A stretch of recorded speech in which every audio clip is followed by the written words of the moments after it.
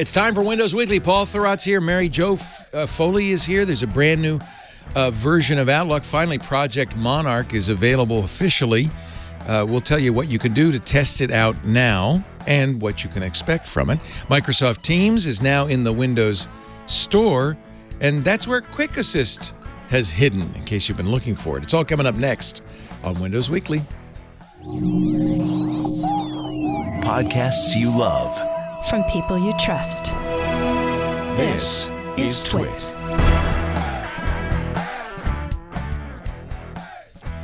This is Windows Weekly with Paul Thurrott and Mary Jo Foley.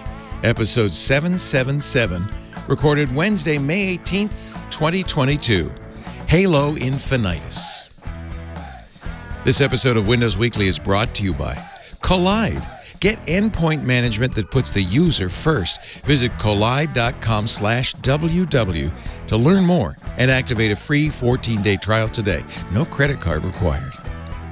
And by cronis. Keep your digital world safe from all threats with the only cyber protection solution that delivers a unique integration of data protection and cybersecurity in one. Cronis Cyber Protect Home Office, formerly Cronis True Image. Go to go.cronis.com/WW. And by Trade Coffee. Right now, Trade is offering new subscribers a total of $30 off your first order plus free shipping when you go to drinktrade.com/Windows. That's more than 40 cups of coffee for free. Get started by taking their quiz and let Trade find a coffee you'll love. It's time. Get ready, dozers. Windows Weekly's on the air. All the way from Mexico City, where he's burying his face in his hands at this point. The sun is shining bright on Mr. Paul Thurrott, Thurrott.com, leanpub.com. Looking good in his brand new apartment. Don't mind the bed. I thought that was soundproofing. I thought you had it's to block the light. There's, 15 or 12 feet of just light. Glass. It's nice. Inescapable. It's nice. Yeah. So nice. Also here, Mary Jo Foley, all about Microsoft.com. And that's a ZDNet blog. It's great to have both of you for our Steven Sinofsky Memories episode. No, that's later in the year, not now. So you actually, this surprised me, because Paul was looking at an old episode where you guys talked about Sinofsky for an hour and a half. Well, because remember, I'm writing that series, and that's where I'm at. I'm at the aftermath of him leaving. Yeah. Yep. And then Mary Jo actually knows the date he was fired. So we're going to celebrate. I'm not bitter, guys. In November. I'm not bitter. We're going to celebrate. November 12th. The story that I told. So whatever the Wednesday is right after November 12th. Oh, we should do the 10th anniversary? That was a Monday. I'm sorry. We'll do the 10th anniversary. So that was a Monday, which I know because I was driving to basketball, and you called me, and I was in my car. And I literally almost crashed the car because she was screaming, and I thought something was wrong. And she was. Mary Jo is usually not very yelly. I guess. And, I couldn't even talk to you. I just remember I was like talking in gasps, and you were like, "Slow down! I can't understand what you're saying." Wow, this was a very traumatic time. It was very traumatic. Yeah, I mean, you remember this like one remembers a traumatic event. I don't know if you guys remember.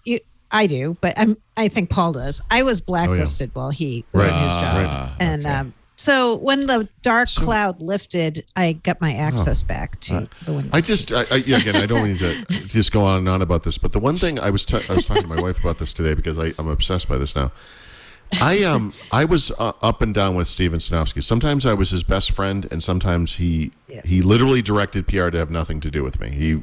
He actively worked to make my career less, and all these years later, I've gone back through everything that I've written. I've gone back through the entire history. I've done it. It's over. There's no more to say about it. I can't find a thing where I might have made him upset. Like, I don't actually understand his problem with me.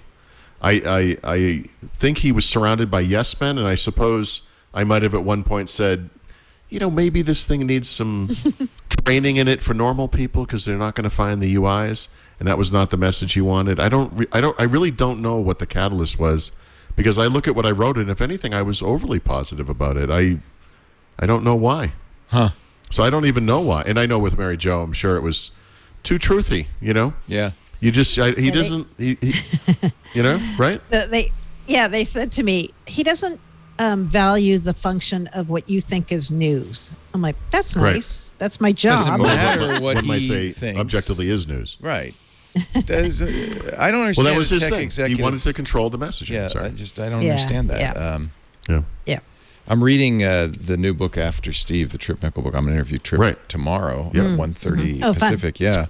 On the network. It's really fun, and their work personalities at Apple kind of like Sanofsky. Oh, yes. Scott Forstall for one, and I think there was similar celebration inside. By the way, when Scott was, weird that you said that because Scott Forstall was let go from Apple just before this. It was the same year. Yeah, and we talked about that on the podcast. A very similar personality, megalomaniac, assumed he was going to be the next CEO. Yeah, was sure of it. Yeah. Yep. Positive. It's not a surprise, but there is a lot of politics at Apple, and I would guess the same thing at any big company. Yeah. By the way, here's a fun little. No, it's not a factoid. It's a real truth that's in this book that I just heard, which was Johnny Ives met with J.J. Abrams, who did the new Star Wars movies, and he said, "I have an idea for the lightsaber." He goes, "I think these things are too clean and rigid looking." He said, you should make one that is like barbaric looking and has odd shapes and stuff. And that was the inspiration for Kylo Ren's lightsaber in those new movies. Johnny, he actually influenced the new Star Wars movie. Not a surprise. Crazy, right? Yeah. I think that's one of the takeaways from this book for me, and we talked about this a couple of weeks ago, is designers, and maybe it's just part of, they're not necessarily all like this, but there's a certain arrogance where you just say, no.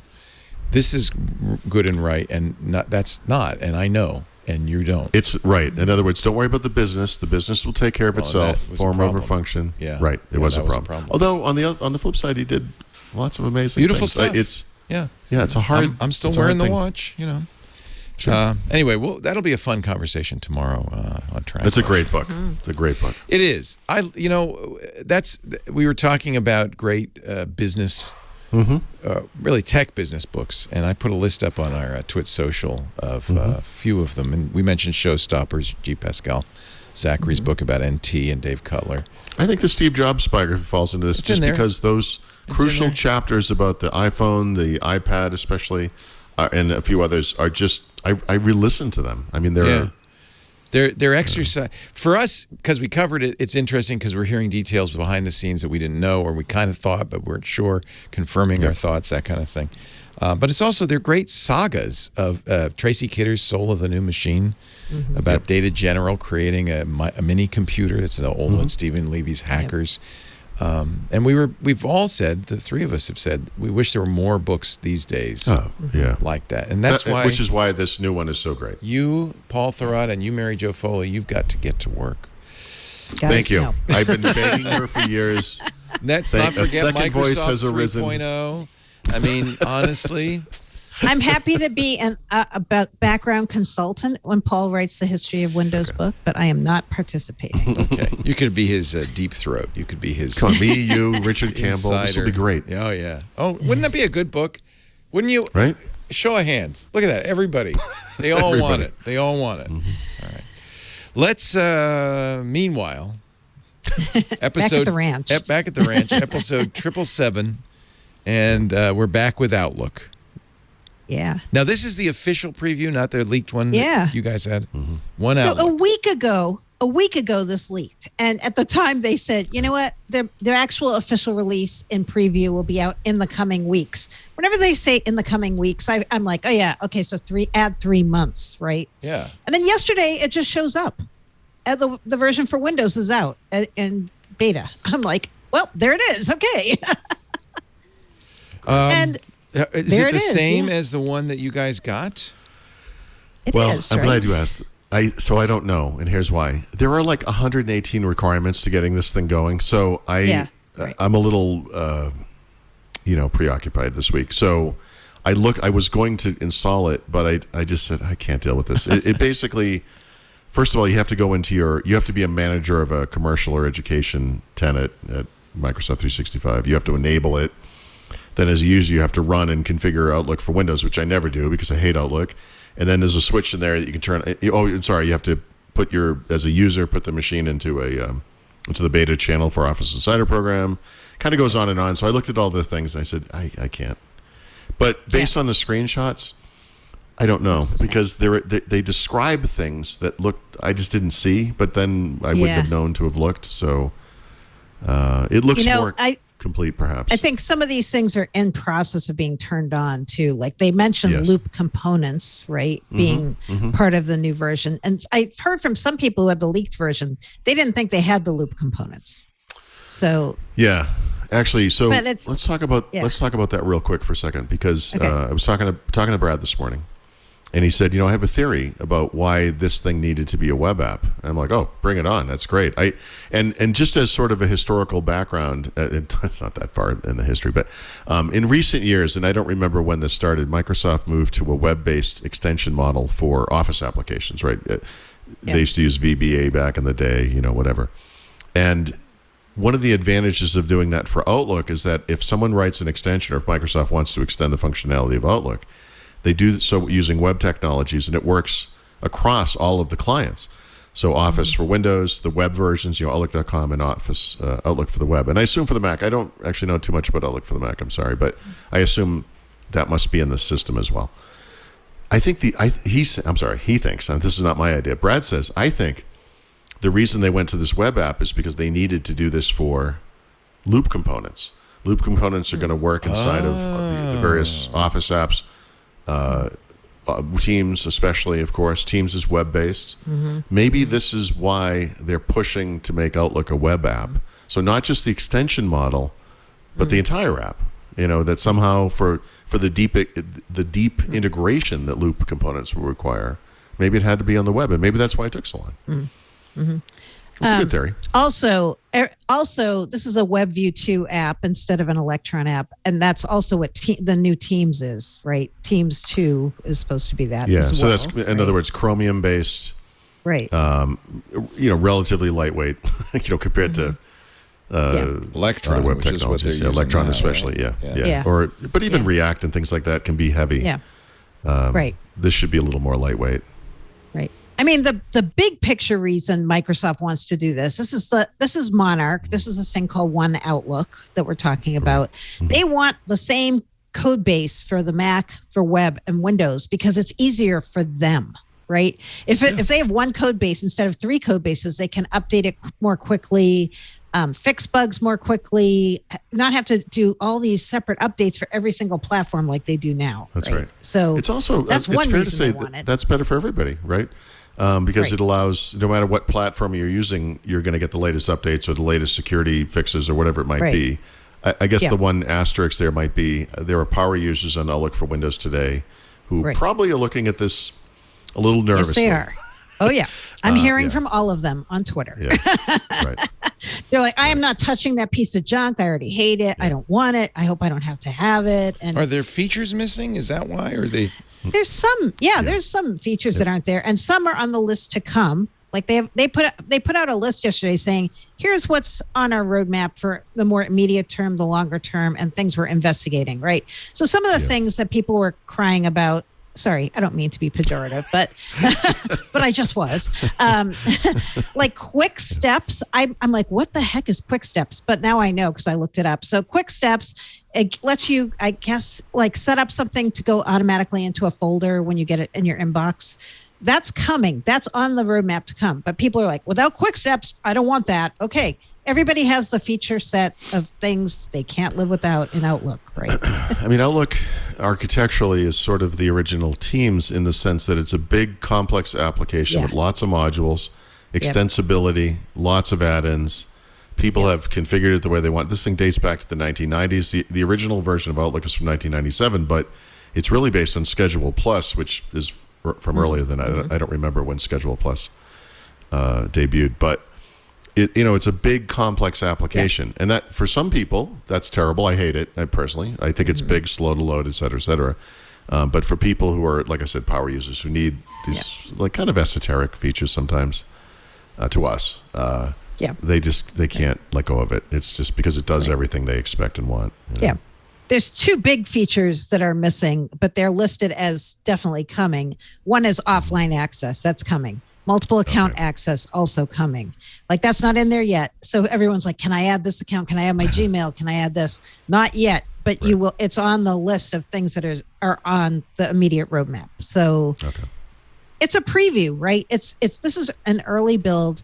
Microsoft's been using it internally for months. Like I've known people at Microsoft saying I've had the Monarch thing for months. Probably many months. Yeah, many months. Yeah. Yeah. So this is just the first time that Windows users who aren't part of Microsoft are getting it officially from Microsoft. Now, I have a question for you, Paul. The Mac client. Okay. Right. So in Microsoft's blog post yesterday, they said, oh, yeah, and we already have a new version of Outlook for the Mac. And they made it seem like they consider that one Outlook also. That came out in November. Right. And I'm like, I don't think that's the same, but maybe it is. I didn't either, but I will point out, we said this last week, I think. We were originally expecting to see the Windows version in November. That's true. And who knows what caused that delay? I don't know. Yeah. I don't know enough about the Mac version of Outlook to speak intelligently about it. I suspect it works offline. Of course it does. I thought it was a native application. I didn't think it was a web app. I don't know. Yeah. I have, like you said, I had a couple of people ask me that because I put it as the last line of my story. I said, and they say the Mac version came out late last year. And one guy came at me on Twitter and he's like, that's not the same thing. And I'm like, okay, well, it's in their blog post. I'm not a Mac user. In fact, I hate the Mac. I hate Apple. That's okay because I hate Outlook. Hey. So there. Exactly. That went off in a weird. Everyone has hate. Everyone has hates. I don't know about the Mac version. I'm sitting here worried you're going to ask me about it because I wouldn't go near it with a 10-foot pole. Yeah. You don't. You guys hate Outlook. I love Outlook. Well, okay. So the new version of Outlook for the Mac is supposed to be much more streamlined. Than older versions. It is lightweight, etc. It's. Outlook for the Mac was always kind of its own thing. It was developed later. It's a separate product. Right. It's a separate product. It's not. It's not based on any of the code. I get only one question.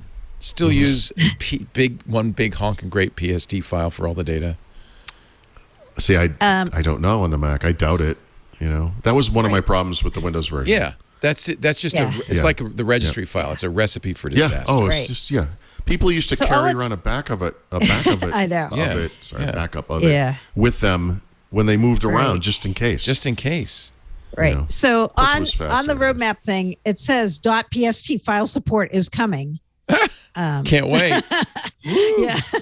Well, but that doesn't mean it's requiring it, right? Doesn't, maybe for importing it or something like that, maybe. Yeah. We don't know that's all it says. It doesn't say anything like, and we revamped it, we fixed it, it's better. It doesn't say anything about that. It also doesn't say anything about what the expected roadmap is here, right? Get this. Outlook for the Mac uses instead of a PST file, an OLM file, which does exactly the same thing. Email messages, journal, calendar data, application data, similar to PST files.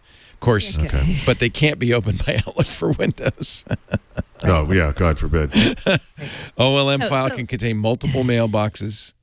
Maybe it's more efficient, a more efficient format, because PST dates back probably to the late 90s. Well, and the point of PST and OLM is it is more efficient because it's a database, so you can search faster and stuff. But I'm a fan of keeping mail in plain text in the cloud. In folders. You're going to do it in the cloud anyway, right? Yeah. Well, but I think the point of the PST is you have that local database, and it's faster because it's there. Yeah, and it's a database. Right. And one of the tough things about setting up a new computer is the first time you run Outlook, you basically have to leave it for a long weekend to let it do everything it needs to do. So if you have that PST file, you can open that instead and it will configure everything for you and everything's there. So that makes the process go faster, which is, I think, why people would carry it around. But, I mean, seriously, it's the 21st century, guys. Like, what are we doing here? Yeah. I mean, it's crazy. Yeah. Well, I'm kind of old school. See, I want my email to be in a machine-readable or human-readable format that's independent of... Well, that's just objectively smart. I mean... it is, because then there's no lock-in, right?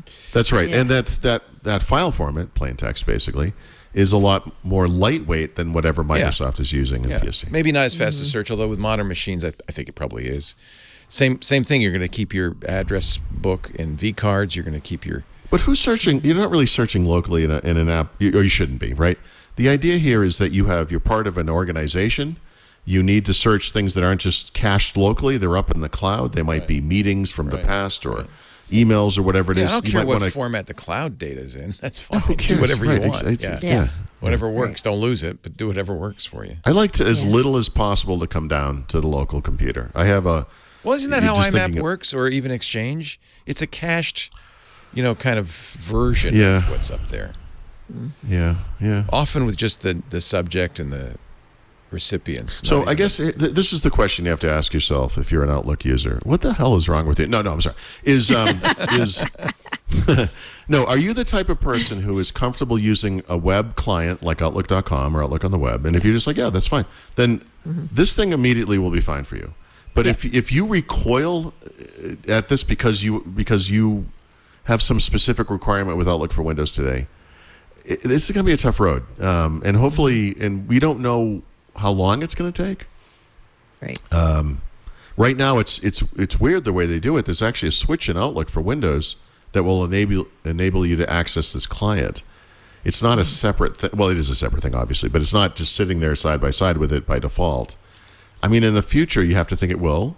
And then you also have to think Outlook for Windows, the classic version, will be de-emphasized, It'll take a while probably because, Microsoft never Yeah. does anything like that fast, right? It'll be like side by especially not on the side and commercial you'll have side. the option and then maybe years will go by as my guess about when that'll. The thing you got to do is kind of compare the life cycle of this thing with your retirement date and see if they intersect, and maybe it'll be okay. Yeah, there's some other new features though that I want to call out besides the bad ones. Yeah. No, actually, there are some interesting new features. Yeah, for sure. So in the new Outlook, the one that they just started testing, they've got the thing they call calendar boards. Calendar boards, if you remember this was, I went and looked back when this was, 2020. Microsoft had this thing called Outlook Spaces that they started testing. And it's made inside of your Outlook, like a blank canvas where you could drag things, right? You could drag like documents and to-do lists and this and that. It was codenamed Project Mocha. And then they just one day dropped it and they said, oh yeah, so we're instead of Outlook Spaces, we're going to make that part of this calendar boards feature. And this calendar boards thing is in the new Outlook client. That's right. So I'm kind of curious how that's going to work and if I'm going to like that or not. It looks like people sticking sticky notes on a board, kind of. It does. They're different size things. Can I use it for my vision board? Yeah. Yes. Yeah, you can use it for that. Or if you're hunting a serial killer and you need to draw string between can I do things. string? Yes. Yep. It's Can for that plot out too. the Gambino crime family on that? That's that right. sounds great. Like they made OneNote for journalists, and they made this for serial hunters, serial killer hunters. It's nice. Yeah. Yeah, so that's a cool, potentially interesting new feature. Then they've also got this thing.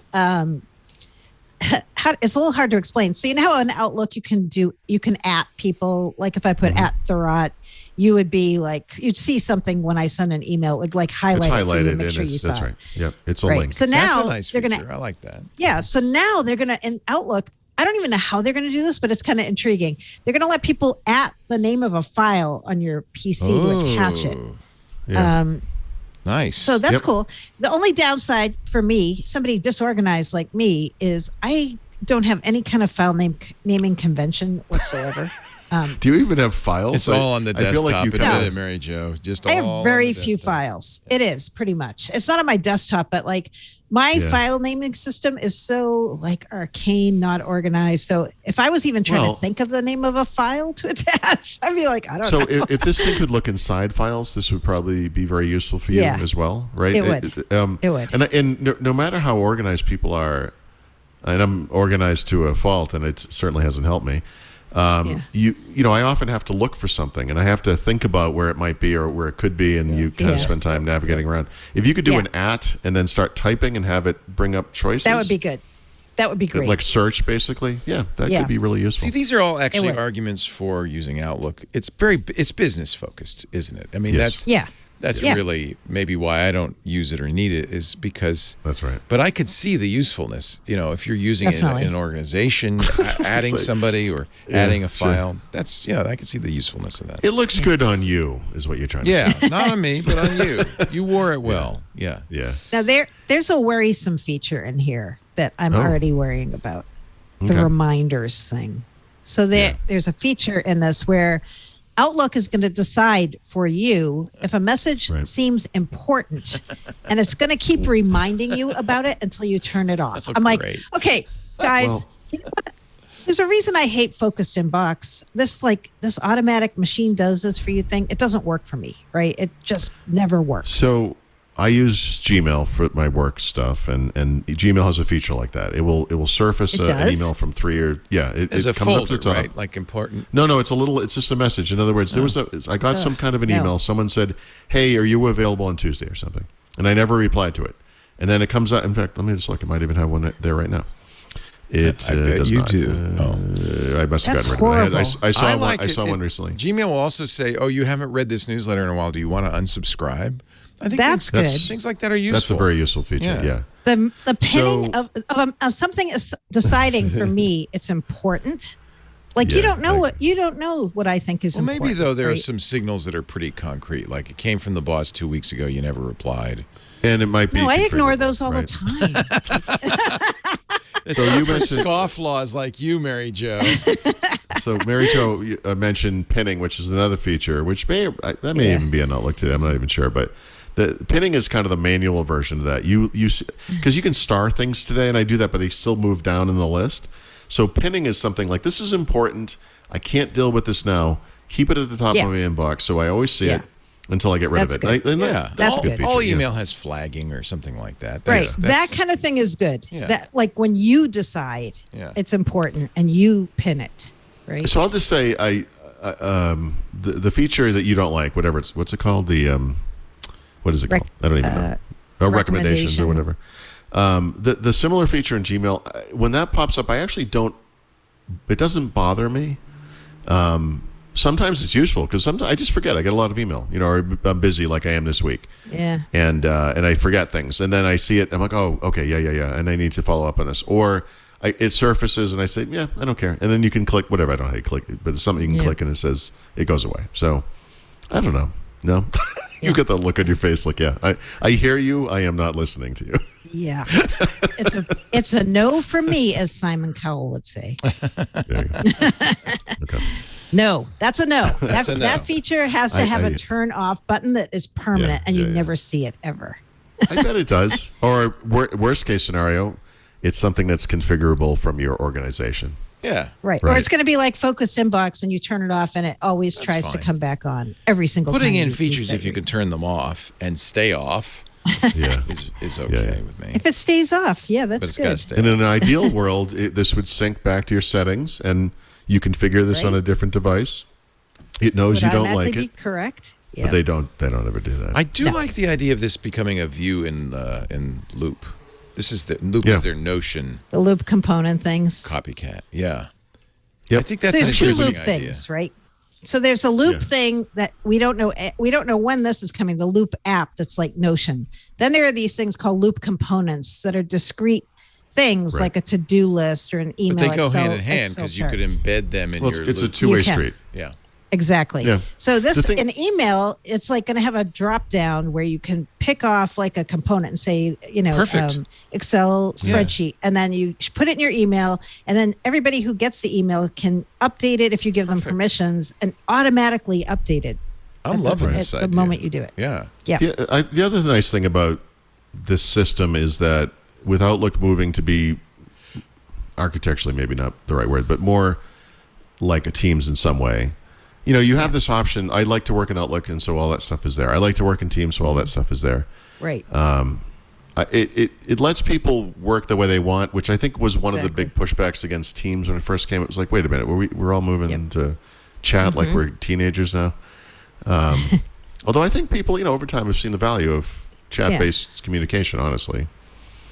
So anyway, Microsoft has this idea. You're right. You're exactly right. This is what they're doing. They have these things they call their hubs. Teams is a hub, And email is a hub. And they know some people organize their whole life around email and some organize their whole life around Teams. So they're trying to make it so developers, when they write an app, it can be an app for Teams and Outlook. Like the same app can work in both places, right?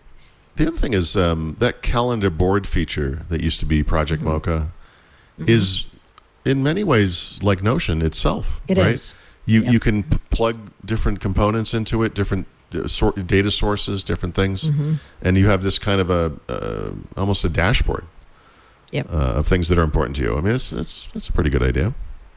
I mean, in my Outlook.com now, I have my calendar pinned to the side, so it's always open.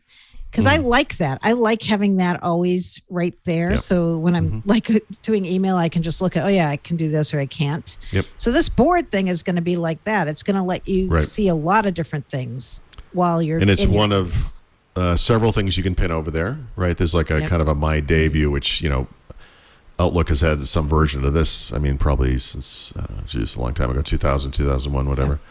Yeah. But yeah, again, the idea here is we all work a little differently. We all have our own preferences, and you can pin or not pin whatever it is you want over there, and it's created this custom view that works for you. So that's all good. Yep. Yeah. But it was so funny. It was so funny how low key this announcement was yesterday, right? They didn't even tip us to it. Like a couple of our frequent readers and contributors, like Taro Elhon, and he saw it and he goes, "Hey, I don't know if you saw, they just dropped Project Monarch. Like there it is." Yeah. I was like, okay, it's not like we haven't been working on this for 3 years with constant delays and everyone's been waiting for it. No, that never happened. It's just a little project. Yeah. I really thought it would be. I actually was wondering if they were going to announce that at Build. I think they were. This is a pretty big deal, right?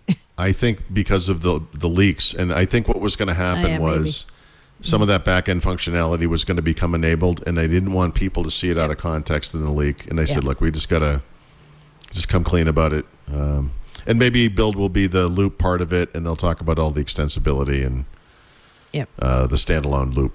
Application too. So we'll see. That's soon, right? Next week. Yeah. So Bill, speaking of Taro, it is next week. Speaking of Taro, he's clarifying the Mac stuff for us. So he said, the current Outlook for Mac preview is a native app. It's not the WebView app, right? That's what I thought. And he said the Mac OS preview is on the roadmap for the WebView 2 team. So there is a Mac Outlook preview out there that is not the same thing as this.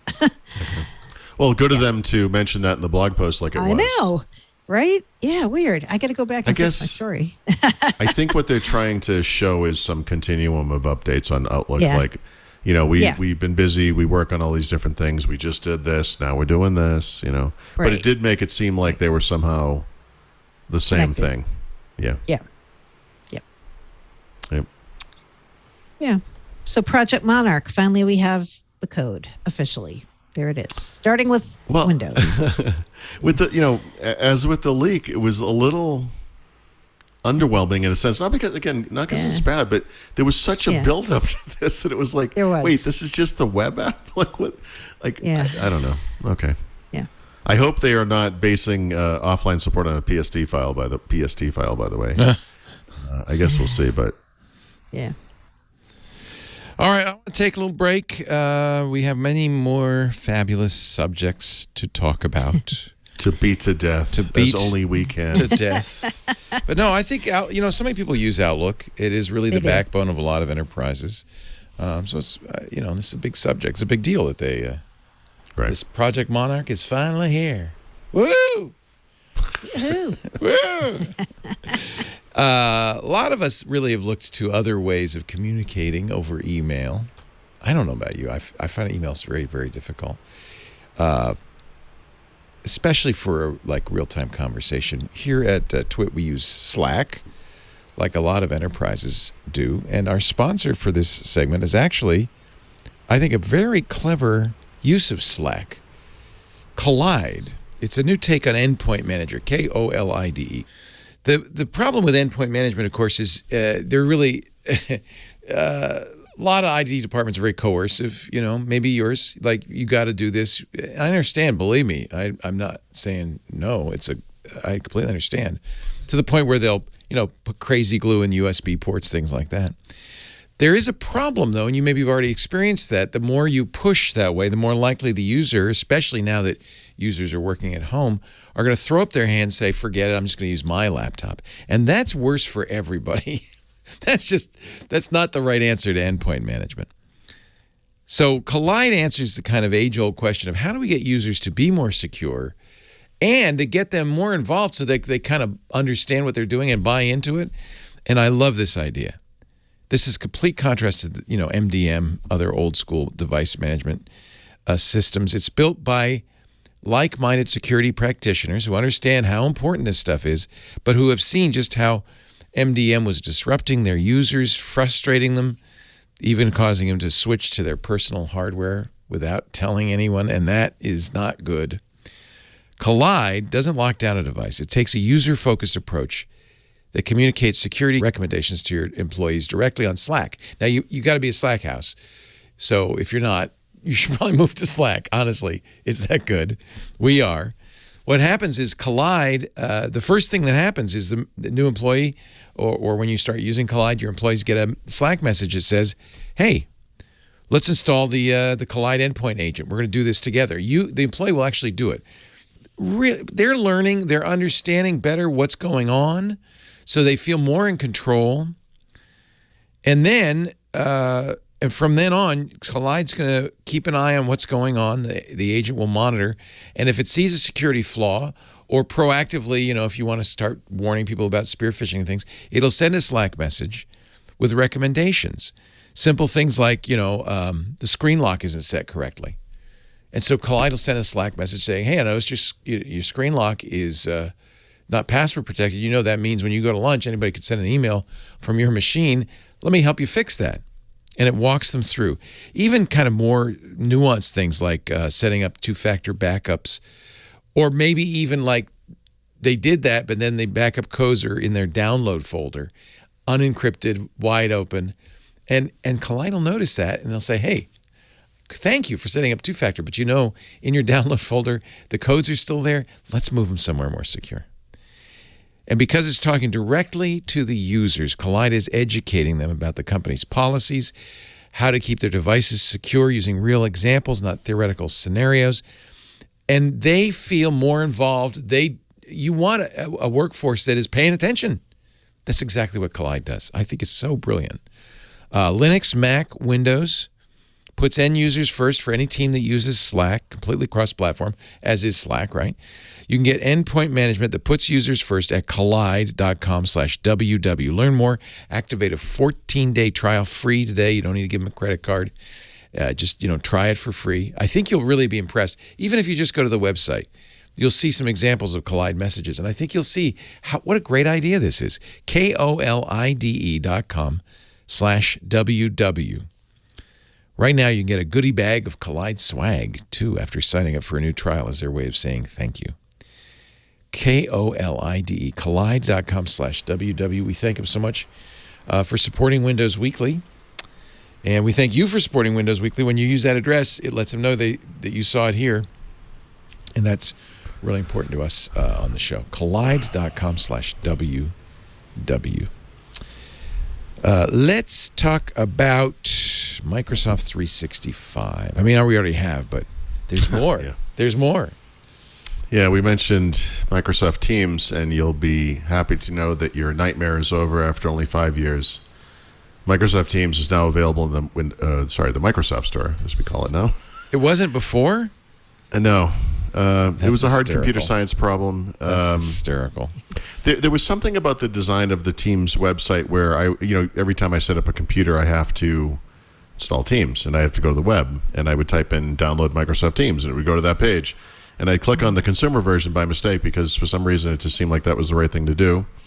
And then I would install it, try to sign it with my commercial account. I'd be told I couldn't. Oh, no, actually, I'm sorry. It would tell me I already have it. And then I would go back to the site, which I've closed the browser, So now you can get it through the store. And is that easier? I don't know, maybe. But it's only the commercial version. Obviously, if you have Windows 11, you get the consumer version built into the system. If you have Windows 10, you have to load that separately as well. I don't know why anyone would, but the commercial version is actually very useful. So I could see getting that through the store. Yeah. Yeah. No big deal. Nice. It's identical to my understanding. I don't think there's any difference or any advantage or disadvantage to getting it that way, but it is available. Good. Yeah, I guess. I don't know. Now, I forgot to put this in the notes, but I don't know if you saw that Microsoft is going to change Quick Assist to be a store app also. Yes, that's right. So we should explain what that means. We should. So Quick Assist is this tool you can use to help people remotely who need you to take control of their PC. It's built into Windows 10, Windows 11. If you use it right now, if you like on your Windows machine, it'll give you a pop-up message that says, as of May, I think it's May 23rd, you are going to have to go get the store app to continue using Quick Assist. I think this is kind of a mistake on Microsoft's part because you're not alone. I use this with my mom when I need to help her with something with her PC. If she has to go get an app from the store, I mean, it's not that hard, but like trying to talk her through that, I think you have to change the local administrator setting to enable someone to use it. Oh boy. Yeah, and I just was looking at all these things. I'm like, oh man, it's already hard enough to get her to type in Quick Assist in the search box. Like, what's the rationale for this change? Have you seen anything? I have not seen anything, but I don't know if you remember when we were first hearing about this thing, like Feature Experience Pack, and we were trying to figure out what that was. One of the things that was in that category of things that would be updated independently was Quick Assist. And I don't think it dawned on me what that meant until now. I'm like, oh, that means it's going to be an app that's updated and available through the store for some reason. Given the way that Microsoft updates Windows now, by which I mean continuously, what's the difference? You know, why can't it just be in the application? Yeah, it tells you to go get the new version from the store. I'd like to know what they're doing there. I don't know. I can't understand what the point of that is. I'm not really sure. Get you used to using the store. Hopefully what your mother's maybe. problem is that the store's not working because you're not going to be able to help her with that. Yeah. You know? Yeah. So, and then once you have the app, at least you don't have to do it every time. Like if I can get it on our PC once, it'll be there. And update automatically and all that stuff. I mean, that's good, right? Yeah, I guess. But how much do you really need to update Quick Assist? Well, I don't know, but if there were a flaw in it, you'd want it updated. So, the point is they can do that in Windows. They don't have to wait for they don't have to Tuesday, okay. right? Yeah, I don't understand. I'm thinking that stuff that's in the App Store gets automatically updated at any old time, right? Yeah. Is that not the case on Windows? No, that's true. That's true. But that's true of it could be true of an app that comes with Windows too. I don't. Yeah, I mean they could push out an update, but they don't like to, right? They don't. No. No. I don't know. I feel like something that you get in the store is more likely to be up to date. I think Windows, like iOS, like Android, is one of those things where if you randomly one day say, I'm just going to see what apps are available, you'll find there are like 117. Updates. I mean, it's weird like that. Well, that's true. You would think they'd be updating in the background, but everything does that it's too. Not. My iPhone does that too. I think it's just staged out or something. The idea is don't look. You'll wonder what's don't be a what's seeker. going. Why don't be a seeker. No. People. Do not seek, strange. or ye shall find. Exactly. Mm-hmm. Yet lest ye shall find. Yeah, that might come up on your call-in show, though, Leo, when people can't see Quick Assist anymore. Yeah, sure it will. Yeah. And your mom, you say you want your mom to have Quick Assist. Yeah, well, because whenever she's like, can you just take control of my PC? That way you can easily fix it. Right. So I'll just be like, okay, Mom, you have to call up QuickAssist. She goes, what? What are you telling me? I said, type in QuickAssist. Quick resist? No, QuickAssist. I'm like, start typing the word quick. She goes, are you saying quick, like fast? Oh, Lord. Yes. Oh, Lord. And I'm like, okay, now they're going to give you a code that you have to read me the number and I have to put it in my system. And you have to, don't touch it while I'm like controlling your PC. The only thing I'm better like, than kids is parents. Yeah, my mother, I would have told the story before. My mother's so disconnected from what I do for a living that one time she asked me, this is a few years ago now, but she said, still writing about Microsoft, right? And I said, yeah, Mom. And she goes, what about that other company? And I'm like, that other company? And she says, yeah. And I said, Apple? And she goes, yeah, that one. Are they still around? And I'm like, I love normals. Yes. I love them. Yes. Yeah, my mom said, you still work? I said, yeah, I still have Twit. She said, I thought you sold that a long time ago. I said, no, nope. I'm still doing it. My mom knows you, Leo. She always says, how's Leo? Oh, that's nice. Oh, I'm glad to hear Maybe that. Leo should help your brother. With No. problems. Oh, no. Oh, that would be hilarious if I had my mom call in on your show sometime. Well, that's okay. Totally could. That'd be hysterical. I'd love that. Oh, man. That's funny. She's more than welcome to anytime. And I'll ask about QuickAssist. Yeah. Oh, God. I suppose telling you that Control Win Q. I know. Somebody else said, tell her Control Win Q. I'm like, oh, guys, like, That's no. Like, what's Control? One time I told my mom What's the to win press button? Control Alt Delete, and she goes, okay. And I just hear the phone go down. And I'm like, Mom, No, Mom. Mom. She's like, no, I can't do this. I can't press three Takes keys three at once if I have fingers. the phone. That's a good point. I'm like, oh, Hey, yeah. Leo rebooted the computer one time while we were recording Witness hey, Weekly. hey. So I think I even asked you ahead of time. I said, should I press return? And you said, no. And that was I'm like, no, don't. That was the last we heard of Paul. Yeah. So I do see this bleeping computer article where Windows admins have been expressing their dismay about Microsoft's decision to move QuickAssist to the store. I just think that's a better place for it. I think that's just a more logical. Can't we just have some things like that are utilities still in Windows? Well, that's No? true. It should just be always there. But I think maybe that some people would not like having a remote access program always running on their system, kind of. So it's the way it is today is the existing app acts like sort of a stub. It So doesn't there's do a quick- anything. But it tells you have to go to the store. You can click a button. So if that continues, that's okay. At least the people who are trying to find something, and then they know they have to update. Yeah. True. As long as they don't just remove it without any message whatsoever. Yeah. I think the IT guys are more saying, like, I want this on all my computers. Do I have to go to each computer one by one? Yeah. Because that's no fun, right? Right. Yeah. All right. Well, at least we know where it is. It's the little devil's hiding now. We know where to find it. Secure Network for Edge is out. Sort of. So this has come up a few times in the past. This is that sort of limited VPN that Microsoft is adding to Microsoft Edge. It's in the Canary channel. There was some documentation, I think up on docs.microsoft.com, that explained how it worked, and that's how most people kind of found out about it.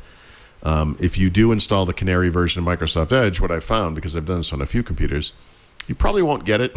It's one of those things that kind of rolls out over time. So we still don't have the answers to our questions. We know that there's some sort of limited data sharing with Cloudflare that will be automatically deleted pretty quickly. We know that you can get a gigabyte for free every month. We don't know if they're going to offer the ability to get more data, or if they're going to offer Microsoft 365 subscribers a higher allotment or anything like that. So it's still kind of early days. I guess the thing that's happened here is sort of like what happened with the new Outlook. It basically just kind of went official, So it leaked. People, at least documentation leaked. I have yet to see it, so I'm eager to write about this. I have Edge Canary now on both of the computers I have with me, just in case. I'd like to use a VPN from Mexico. That'd be fun. So we'll see. But they basically acknowledged it, I guess, is what this says. And it's going to be called Edge Secure Network because Edge VPN is too complicated or something. Well, because it's not really a VPN either, right? So they don't want to call it that. And probably there are a lot of third-party VPN providers who would be Yes. very upset if they did. True. Well, it's not like they're putting antivirus in Windows, Leo. Come on, it's fine. You know, we thought when they announced that years ago that would be the end for third-party antiviruses, but they're bigger than ever. In fact, I was just looking at the order of my Dell 15-inch Windows 11 machine, Yeah. and I apparently paid $50 for McAfee Secure Safe Forever for a year, but I didn't. Oh. But they just build that in. Yeah. Ew. Right? Did you get charged for it? Is it? Yeah, well, it's I guess. I mean, Oh boy, that's not okay. that's not okay. No. I'd give them a call. I should call them That and would- say, look, I don't want except- that. They haven't started building it. Yeah, but you know what? You don't want to delay it till Slow September down. either. Yeah, we could do that for you. When do you want to get your computer in 2025? You have your choice of exactly. months. Yep. Yeah, you're right. I don't want to mess with it. I don't know. Just a thought. It just, so again, there's still a brisk market for antivirus, third-party antivirus on Windows, even though you probably don't need it. I don't think anyone needs it. No, probably don't. But what do I know? Probably don't. Microsoft Windows 11. 3 words that seldom go together. No, they always go together. And now it's available for broad deployment. What? And we have to add the phrase whatever that means. What the hell? 'Cause this comes up every version of Windows. It does. So it wasn't before? Well, As of Here's May my- 17th, it is tell me- designated for broad deployment. tell me if Mary Jo, if this is what you think this means, because this is my understanding. They deploy Windows 11 in this case, or any new version of Windows, to a subset of the machines out there. Is you can get it through Windows Update. They have a probably like a chart or a table or something. They're looking at configurations, known good configurations. They want to send it to the people that they know will have the best experience and the fewest problems first. Yeah. Depending on how that goes, they broaden it out over time. They hit different milestones, different percentages of the population. I believe that general or broad deployment means there are no more major roadblocks or showstoppers or whatever. That if your hardware is technically compatible with Windows 11, 8th gen or newer on the Intel side, et cetera, you will now get it. Basically, if you go to Windows Update and you're on Windows 10, you will be offered Windows 11. I think that's what that means. Because it's under believe the that's what- known issues and notifications. Yeah. So this is like a notification that's good. Is it for IT people more than anything? Who's this for? Well, they're letting IT people know that they're going to be pushing it through Windows Update and the update mechanisms, right? So that they'll know that people are going to start getting it. And they'll have the option, unless their organization turns it off, I believe, to stay on Windows 10 or go to 11. I mean, some organizations will just block you and say, you're staying on 10. Like, you don't care if you get that note, right? Most of them should have done this months ago, right? They would have. Yeah. Right. Yeah. Right. Is that what safeguard holds are? Yeah, that is.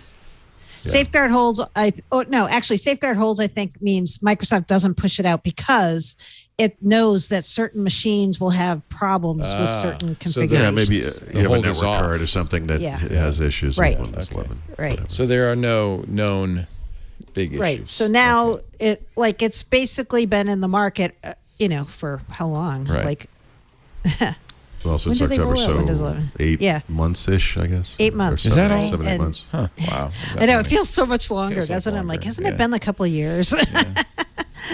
Yeah. Yes. It's now does this make it the official version of Windows now? Kind of? Is that kind of what this Well, the version means? hasn't. Well, the version has changed, but it's separate from this. That doesn't impact. There's kind of two separate issues. This is just 10 is still considered to be an official It is. version of And Windows. the vast majority of Windows PCs are on 10. Yeah. Yep. Yeah. Yep. And will be, for Yeah. some time to come, I would think. Time for another break. Our show today brought to you by a name you know, a Cronis. How many years? For years, we've been recommending a Cronis True Image as being like kind of the king of the imaging tools. Well, a Cronis has bundled True Image into a tool called a Cronis Cyber Protect Home Office, which solves the two issues that many people and enterprises and home offices have the risk of data loss from hard drive failure and coffee spills, but also from ransomware and other cyber threats. Acronis Cyber Protect Home Office, formerly Acronis TrueImage, offers everything you need to safeguard your device. It's the only cyber protection solution that delivers a unique integration of data protection and cybersecurity in one app. Windows and Mac OS and Android and iOS devices can take advantage of Acronis Cyber Protect Home Office. Of course, one of the great benefits of imaging is it's quick for backup and recovery because it backs up everything. It makes a complete image of your hard drive, so you'll never lose precious files or expensive applications, and you can restore a full system in minutes, but you can also, and this is important to know, do individual files as well, which means you can back up what you want, where you want, locally. You can even do it, this is something relatively new, the Acronis Cloud. So you've got cloud backup too. Imagine having an image in the cloud, which is great. You can restore your entire system in minutes, whether it's to new hardware or the original hardware. You can even do, and this is a great feature too, direct cloud-to-cloud backups of your Microsoft 365 account. That includes Outlook.com mail. It includes OneDrive. This is a great solution for keeping you backed up. If you're a business or a small business or home office, you need this kind of thing. And of course, from Acronis, you get advanced cybersecurity, which is there to stop any cyber attack from damaging that data or applications or even your system. It blocks attacks in real time before malware, ransomware, or crypto jackers can cause damage.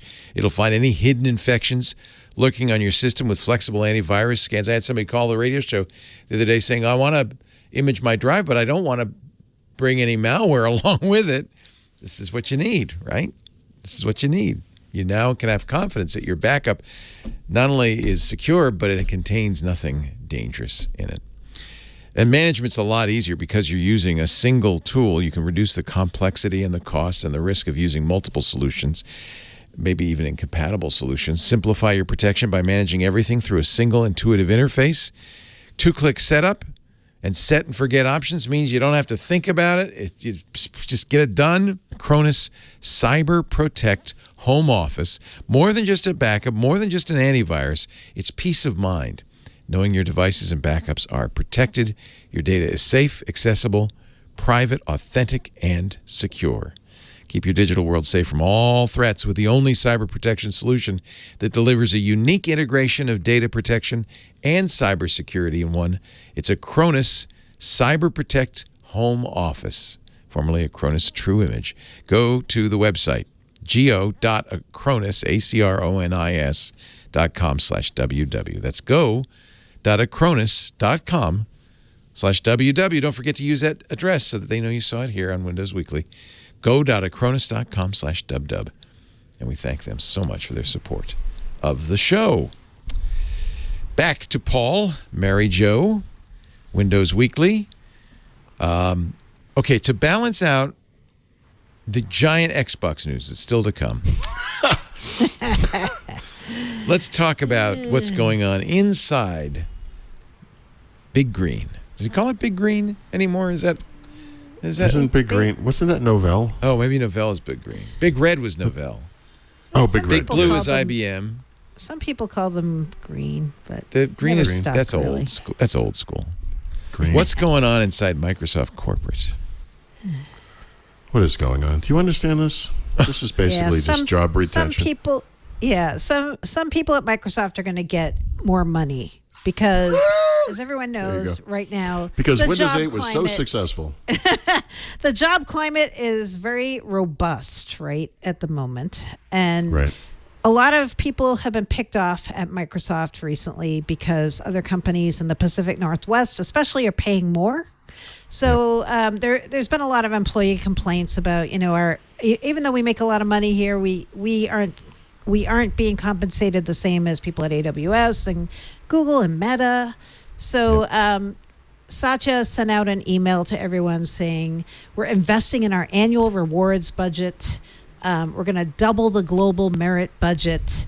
It's not everyone's getting a 2-time raise or anything like this, but they're going to make merit raises higher and bigger. I think it's just to prevent people from going elsewhere, basically. That's how I kind of took it. Okay, yeah. Pretty much, yeah. I think this is a problem with all these companies. It is, right? Like everybody's like, it's a free-for-all, like pay-wise right now, because IT's didn't Apple gives people $200,000 not to go to Facebook? Yeah. There's a great story in that book we keep talking about where this group of high-placed engineers were going to leave the company, and they basically finally figured, we got to do something. And they said, look, we'll do anything. What do you have to do to stay? And they said, we want to make a car. That's right. That was, to me, that was from the book. Yeah. The biggest revelation was... Yep.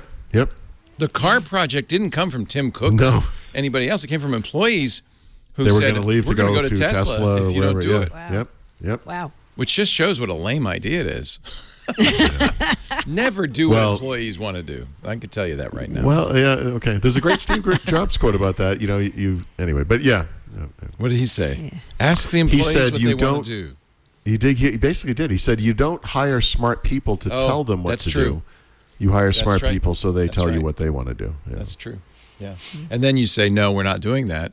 Exactly. Right. Well, you're still an employee, so you can say no. But, yeah, the point is listen and then... No, I thought that was fascinating. Yeah. Yeah. But it's only gotten worse in the intervening years. I mean, keeping, especially for stock. The car stuff in that book is some of the best. It's unbelievable. What they were working on. That's what I'm reading tonight. It's unbelievable. Yeah. It's crazy. It's fun. All right, well, good. Let's hope that it works to keep... Microsoft stock is doing well, right? Yeah. It's not doing as well as it in context. Right. Yeah. But all the big tech companies are down right now. I mean, I think they're still in the same position, vis-a-vis the other companies, Apple and so forth. Yeah. Yeah, because a lot of compensation comes from stock options. Stock awards. So, if you don't have a strong stock price, strong growth... It's hard to retain. You got to give people. Money. But where are you going to go? Twitter? Show me the money. Right. That's Twitter. How do you feel about volatility? Oh, Lord. Yeah, actually, Microsoft's down quite a bit. Yeah, everybody is though right now, right? Like I feel like the uncertainty of the times, the war in Ukraine. Well, Apple, the one-time $4 trillion company. Yeah. Yeah. No, I was going to ask you guys what you thought of this. I saw somebody say, if Elon doesn't buy Twitter, who's the company most likely to step in? And I saw people saying Microsoft. I'm like, no. Nobody. No. No. They've been trying to sell Twitter for years. They have, right? Yeah. Nobody after wants the Twitter. TikTok thing, you guys, I was traumatized by that one. I could see it though. Like, I'm upset that you haven't brought that. They should hold on. Twitter is now, so Elon's offering $54.20.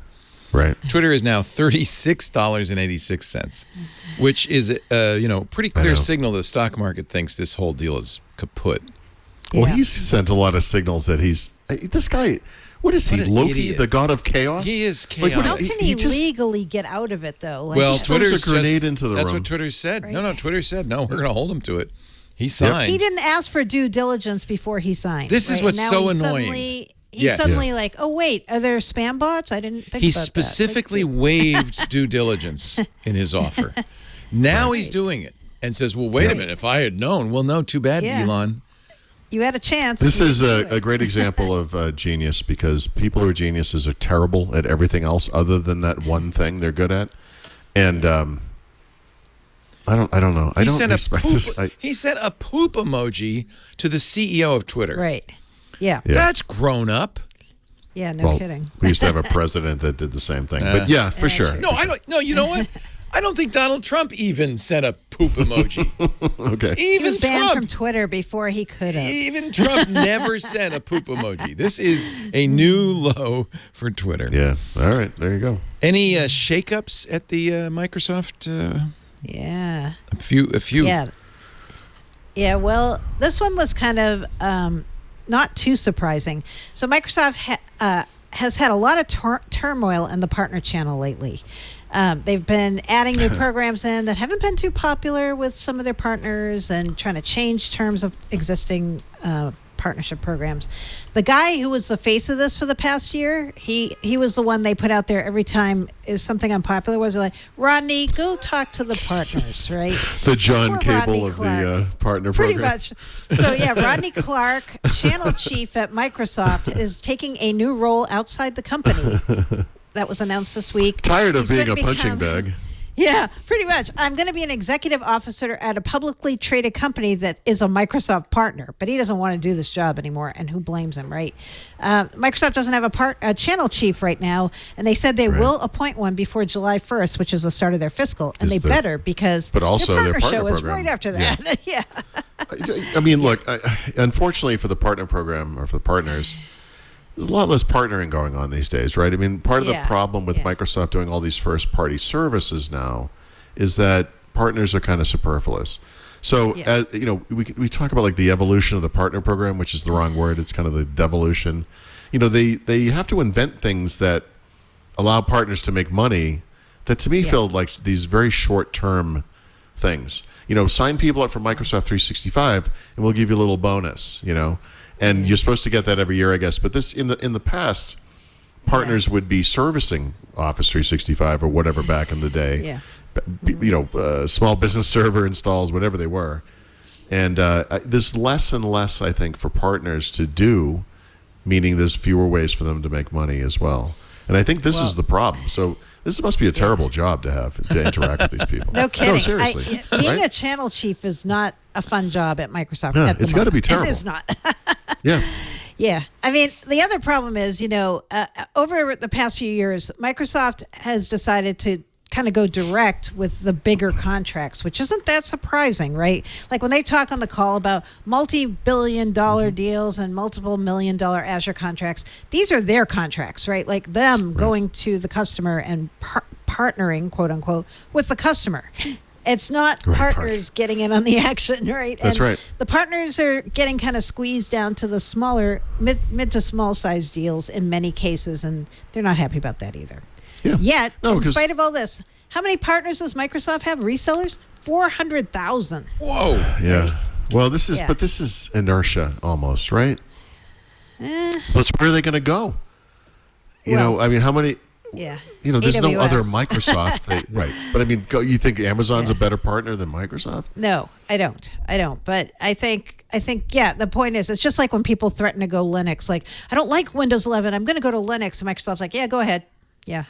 Yeah, good. Enjoy yourself.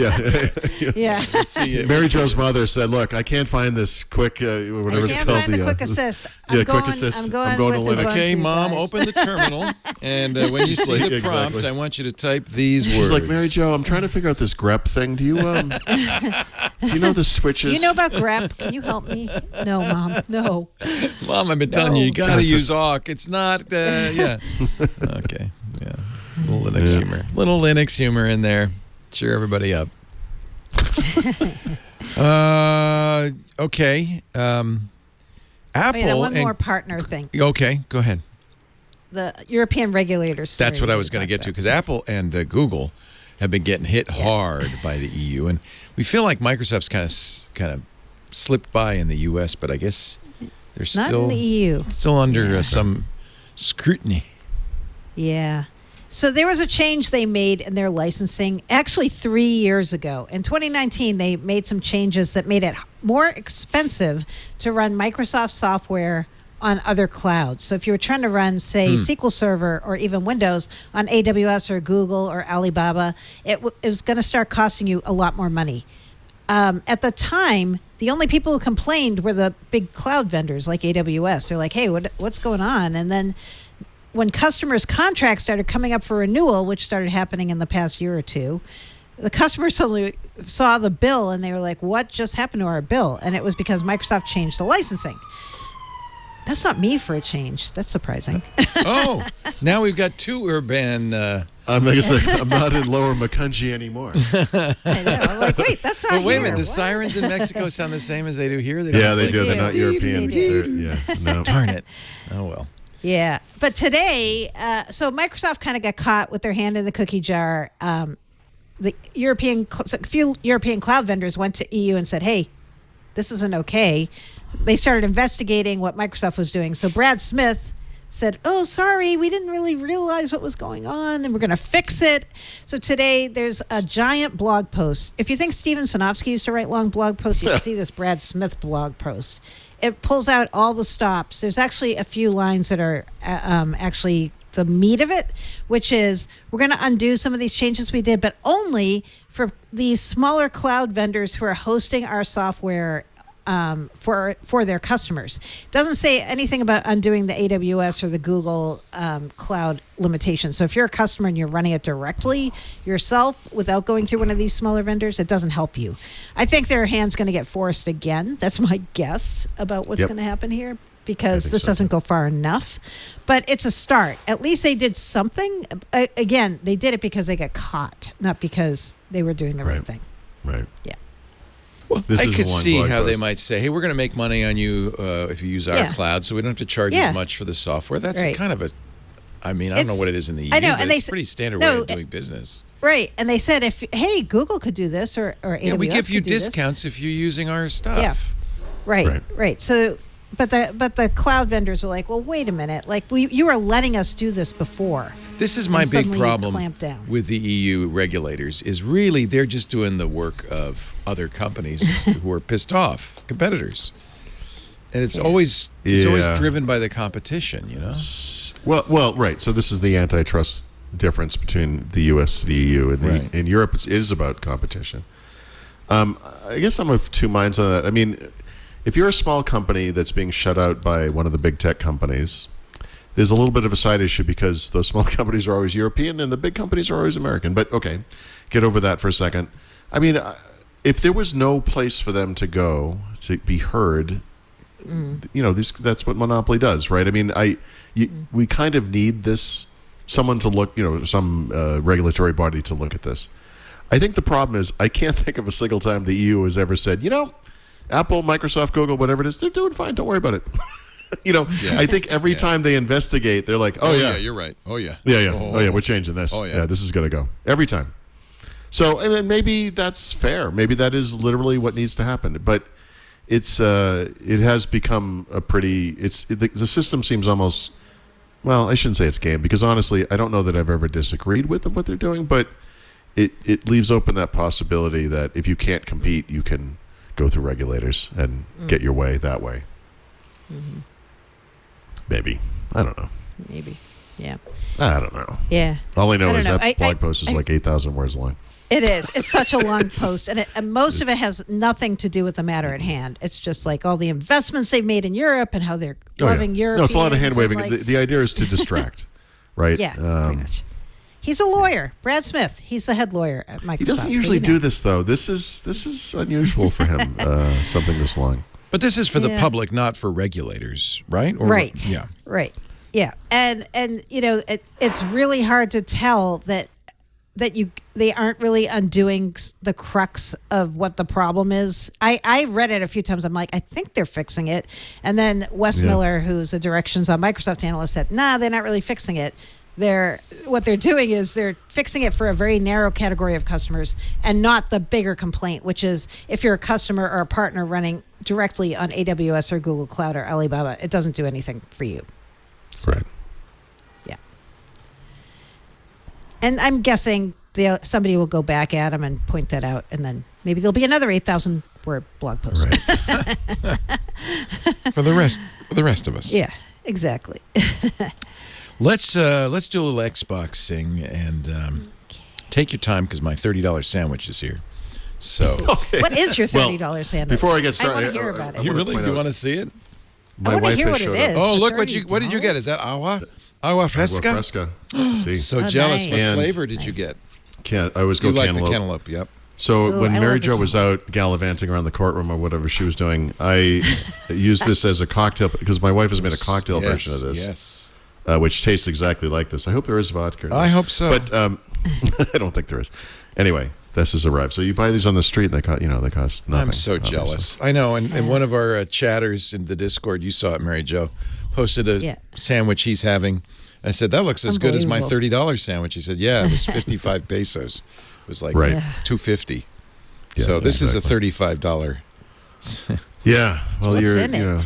It's a whole steak, Mary That's what Jo. happens when you live in California, You Leo. don't want this. Trust me, Mary Jo. Trust me. Tri-tip? Is that tri-tip? Actually, it's a ribeye, they say. a rib? But Wow. it's a little bit. That's a little. That looks greasy. pretty good. Yeah. If I were with you, Paul, we'd be going out and having tacos. Trust me. Oh, yeah. Oh, I'm so jealous. So jealous. It's not bad. Did you bring an Xbox to Mexico with you? No, I didn't think I was going to be here this long. Yeah, you've kind of moved in down there. This is good. Yeah. I mean, if we didn't have cats, we could just stay here, I guess, or a dog. I don't know. Is anybody taking care of the animals? Oh, crap. No, yes. We have... Yeah, the dog is at a like a kennel type thing, and we have a niece who's coming over. That's every what day keeps now. us from traveling all the time, is Lisa's cats. Well, cats are easy. Dogs are a lot harder. Yeah, Lisa to wants a take care dog, of. but we keep saying no. We can't. No, we have a always dog. said no We can't because have of a this, dog. and it's Yeah. really expensive. This dog is like $100 a day. I mean, Well, and kennels are not nice for dogs either. They don't- well, this one's actually is pretty nice. You got a fancy. She loves it. She goes running in to see the people. I go She to loves it. McCungy's town for dogs. Loves it. But by the time she's been there for a while, she's ready to come home too. But- Yeah. Well, what are you going to do? Are you going to go in tomorrow now? Or did United tell you when their flights? No, we changed it to Saturday, and we didn't have flight, so we couldn't do Wednesday or Thursday. We have this, then I have a work thing tomorrow, and then we said, well, if we're gonna, well, then there were no You have flights Build- Friday. Build is tomorrow, right? No, build starts. It's next week. Monday or Tuesday. Oh, okay. Tuesday. Okay. Tuesday next week. Yep. Okay. Yeah. I got to be back for that. Got to be back for that. We know. We had to do laundry. We don't have a laundry machine yet, so we had to go find a. Right. That cost. We did all our laundry for $3. It was funny. Anyway, You don't need a cheap. washing machine. Right. I know. That's why I said. I said, laundromat. why are we spending Go to the $800 on a washing machine? Yeah, really. What fun. Yeah. What fun. Let's talk Xbox. Yeah. So this goes back. I don't remember how far back this goes. Some number of years ago, I think Brad might have been one of the first people to write about it. In the transition with Xbox and all consoles from disc-based to digital, there's this one big problem, which is that people have libraries of discs, and they want to own those things digitally. Like that, we want to be able to send them in or something and get a credit and some system. And Microsoft has been working on something for a long time for this need. It's a real need. And I don't have any discs anymore, but during the Xbox 360 era, that was when I made that transition. And I had a bunch of things on disc that I just wanted digitally. It's so archaic to have to stick a disc in a drive just to spin the thing up and get it going. So Xbox, for me personally, I've been all digital Xbox One and Xbox Series X and S. But that's not true of a lot of people. So Microsoft has been working for some system, some solution for people who have libraries of disc-based games to get those games digitally. And I remember think it was when Gamer. you and Mark would go to Best Buy at midnight to get the latest Call of Duty. I mean, there's a certain. It was cool. Yeah, it was fun. I'd wake him up. He was like 10 or 12 years old or whatever. So and cute. I'd wake him up at midnight every year, and we'd drive over to Best Buy. Yeah, it was fun. And I remember, I don't remember which year it was, but I do remember the first year we didn't do that, and I still woke him up, and we downloaded the game, and it was still fun, and I think he still appreciated it, but it's not the same, as It's not at all. Yeah. Yeah. What I only play Call of Duty basically. So what I've done over the years is, as those older Call of Duty games became less expensive digitally, I would buy them on sale or whatever. So I actually have everything I want now digitally, but that's more other people obviously do different things. So there's a site or a blog or whatever called Gamer Rant that found a Microsoft patent that basically describes this system, what they're trying to do. So I'll just read this. This is their description. And it says, the owners simply appreciate the feel of that's software ownership validation of optical discs using a secondary device is the name of this patent. And the idea is they have some system where you can plug it in. It reads the unique code that is on every disc, because every one of those is in fact unique, and it will facilitate the access, the switch of physical media to a digital license, essentially. And this is actually kind of a big deal for some of the newer consoles. I don't know Xbox One, but Xbox, wasn't there a discless version of at least one previous generation system? And Xbox Series S, of course, is discless. And so there's an issue right there. So they are working on it. It's on the way, hopefully. It used to be called Digital. That was the original name. Yeah, I'm sorry, Xbox One S, all digital console. Yeah, but 3 years ago. So this has been a need for a while. I think it's finally going to happen. At least this suggests it is. So we are working toward that future. And let's see, it is the middle of May, and I know that because for some reason I'm still in Mexico. And that means we have more Xbox Game Pass titles. They usually release a bunch, or at least announce a bunch, I should say, at the beginning of the month, and then again around the 15th. So they've done that. Increasingly, I look at these lists and I'm like, I don't know. But this year, this half month, this period, there are two big ones for me. Jurassic World Evolution 2 is kind of a big one. And then Sniper Elite 5, first-person shooter. That's kind of interesting. There's also Farming Simulator 22. I don't know who plays these games. But anyway, there's 12-ish games coming out between the 15th and the end of the month. So, as always, take advantage of your subscription. Bethesda, which is now part of Xbox, right, has delayed two of their major titles, Starfield and Redfall, leading to a case of what I now will call Halo Infinitus, which is you've told the world that something's going to arrive, and now it's going to arrive a year later, or at least some time later. So both of these games were originally supposed to arrive this November, and them not arriving in November is obviously going to cause a problem for the holiday selling season because these were eagerly anticipated, but they will both now ship sometime next year. So we'll see. Hopefully they'll get Warthogs and other Halo-type things to make up for it. I have no idea. And then this is just kind of interesting because Sony is transitioning their PlayStation subscriptions over to be something more like Xbox Game Pass, right? So some time ago, I think last month, they announced 3 tiers of what they're going to still call PlayStation Plus.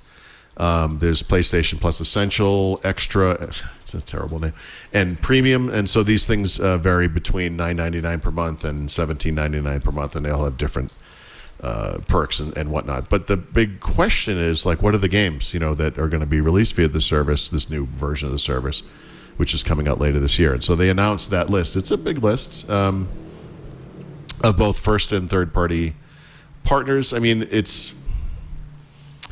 the Uncharted games are in there. I mean, I'm not as big on the Sony side of things, but you see some of the classics like Assassin's Creed Valhalla, third-party title, Batman, Arkham Knight, Far Cry 3 and 4, et cetera, et cetera. So it looks like there's a lot of stuff. I expect this thing to be competitive. I don't think that Sony's subscriptions were all that competitive in the past, and they weren't exactly the same as Xbox Game Pass. And it looks like they're kind of lining them up more like that now, with the most expensive version having game streaming and all that kind of stuff. So if you're on the Sony side and you've been feeling jealous about Xbox, which I completely understand because Sony is terrible, it'll be getting better. No, I'm just kidding. I'm just kidding. Sony's good too. Yeah, if you could buy one, they'd be great. Well, you can. You can. That's the thing. You can get a PS5 more readily, I think, than an Xbox. Oh, you can. Series Okay. X, Okay. Yeah. Oh, okay. All right. We got both now. I'm really happy. Although I made myself, I nauseated myself playing No Man's Sky. Yeah. And I had to go lie down. Really? Yeah. Wow. It's I'm like, okay, I'm not. Now, playing. is that because you're spinning in space or flying upside down? Or like, I was running around. The radiation was getting through my suit. I couldn't get enough iron to fix the thing, and I was just. I mean, it doesn't actually affect you physically, right? No. It's inner ear. It's the whole thing. But I had that happen with Halo in the Master Chief Collection. Some games, really? for some reason, do it. And so, I played hundreds of hours of Valheim without that. Oh my God, my life would be over if that ever happened to me. I think maybe is it the first person thing? I don't know what it There's is. definitely I tried when VR was still kind of a new thing. This is a decade ago or whatever. I tried like an Unreal Engine kind of first-person shooter. It wasn't really a game. It was just like a demo. And I almost vomited before I could get the headset off. It was horrific. There's something in the way they design games. Some games do it to me and some don't. I'm not sure. Oh, that's interesting. I'm not sure what it is, but yeah. Anyway. That sounds terrible. Yeah, it wasn't fun. Yes. Fortunately, I went and had a delicious cup of Trade coffee, and I felt so much better afterwards.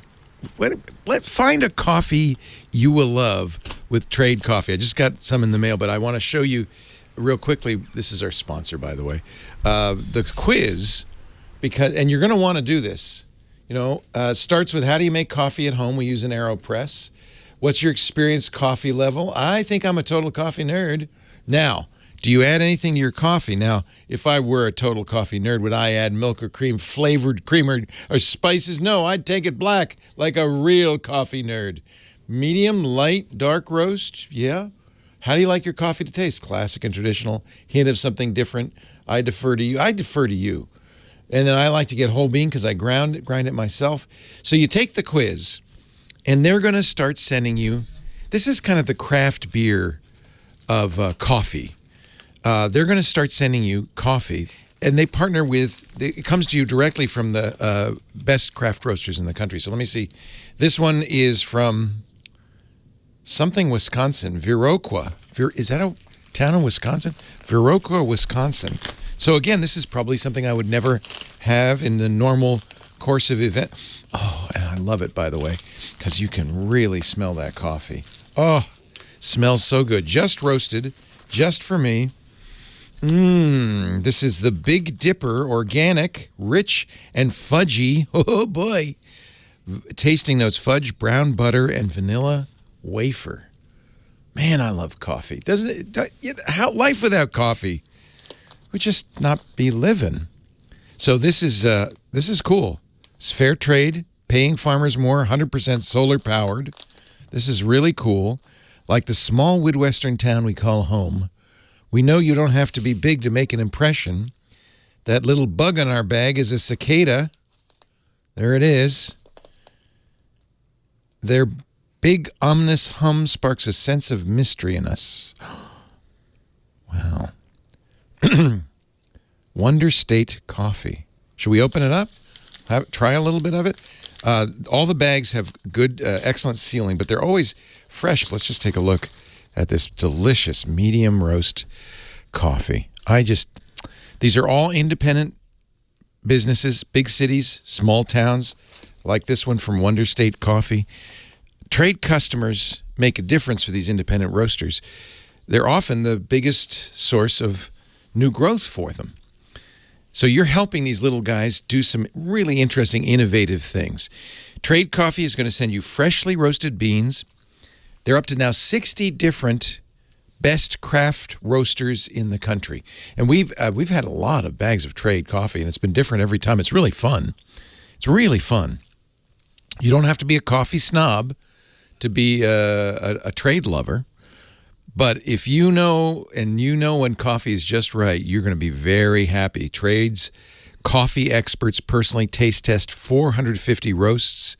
That way they know exactly what to recommend for you based on the quiz.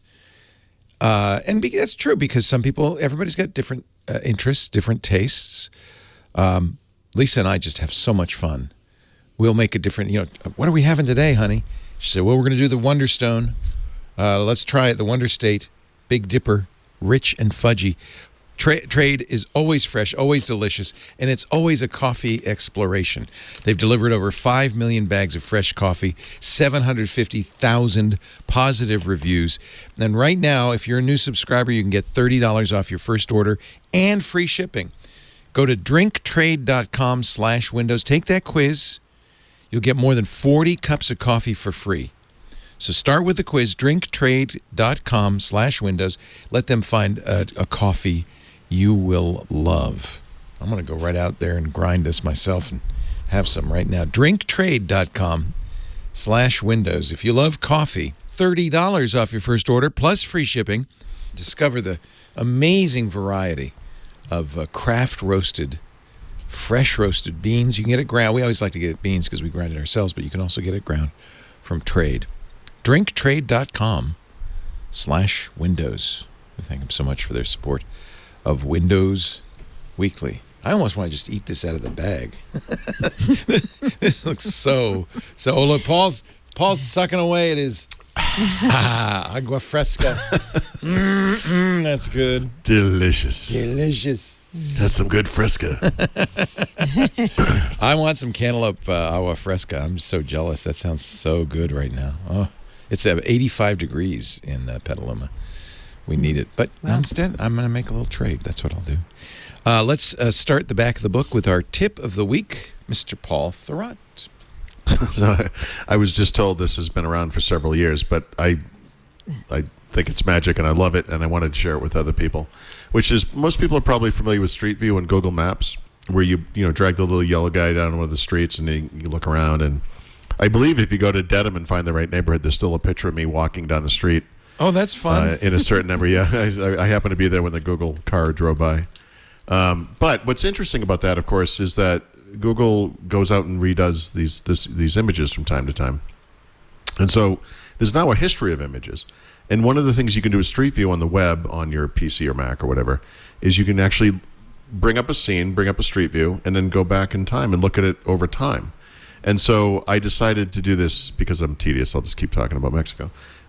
With the apartment here, I did a Street View of the apartment. Neat. How far back did you go? In this case, to 2008. That's neat. So you should look at the pictures. It's really cool. So in 2008, this neighborhood was all 2 to 3 story buildings. That's all that was here. And obviously, sometime in the interim, Mexico decided you could go up to 6 stories. So as you go forward in time, what you can see is like developers, well, in this case, the developer bought this little building, which was a 2-story building with shops on the ground floor and an apartment above, bought it, raised it, dug a hole in the ground, and put up a 6-story high-rise with a 2-floor garage. Oh, that's hysterical. And it's incredible. So are you in one of the original floors, I wonder? No, because we're in the 6th floor. So, okay. Yeah. Well, you'd think it'd be the top 2 floors. It's so much more modern. Yeah. So what's interesting is up and down the street, like even on the left, it's kind of hard to see, but that building across the street from us, the green one, has gone up a couple of floors. The building beyond it has gone up as the same height as ours. But if you look at that first picture, they're all basically 2 or 3 stories. Right. That's it. Right. And Mexico, a lot of the zoning is so different from where I live, and I always I'd like to see this kind of thing where you have shops in the bottom and then you have apartments above. Right. Right. Love that. So we don't have any shops, but I don't think they're really doing that with the new stuff. But up and down this street, there's a lot of this going on. And so, and in fact, when we went to breakfast this morning, actually that last picture, you can see the tower in the back there on the left is another 6-story building. Yeah. And right across from us. And that wasn't there in 2008 either. So, this neighborhood is changing. I mean, there's no doubt about it.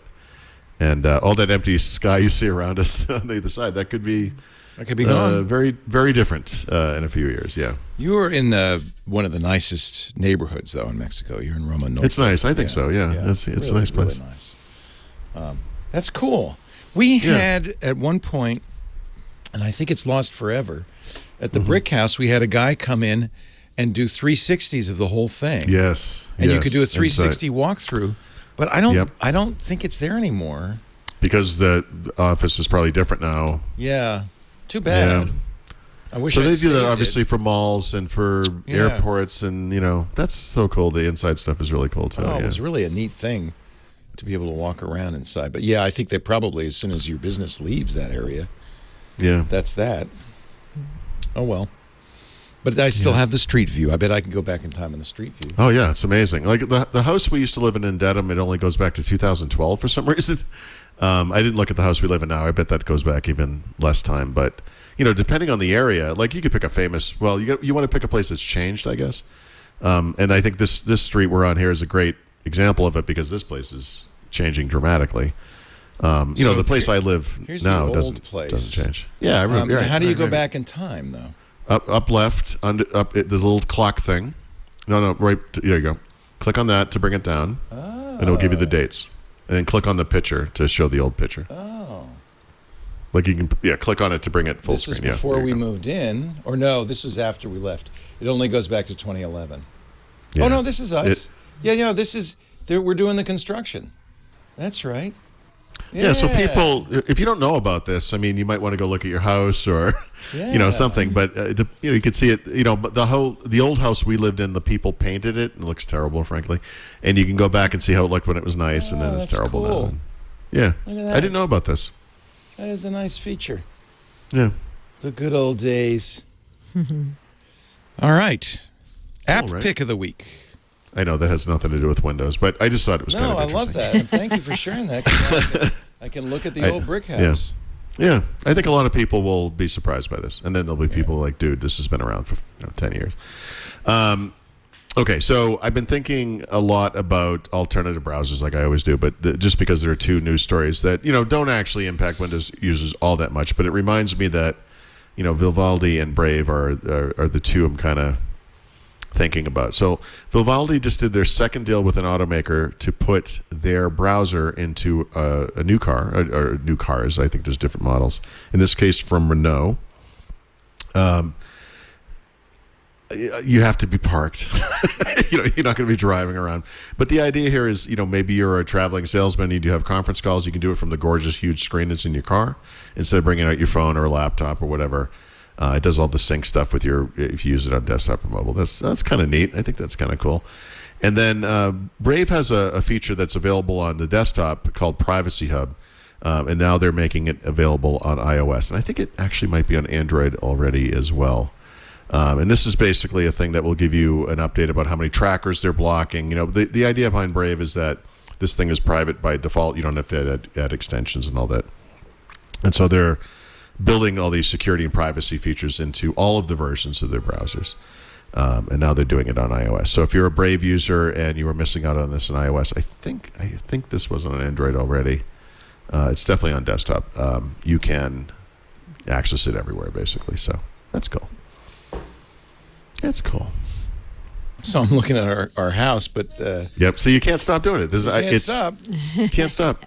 In a way, because we live on a cul-de-sac, I didn't expect any street view, but they've in fact been there 4 times in the last 3 years. So I guess they map everything. Yep. It really varies depending on the place for some reason. Yeah. And then there are places like I looked at Paris because I love Paris, but the truth is they've been all over Paris for thousands and thousands of times, but it doesn't change that much. Yeah.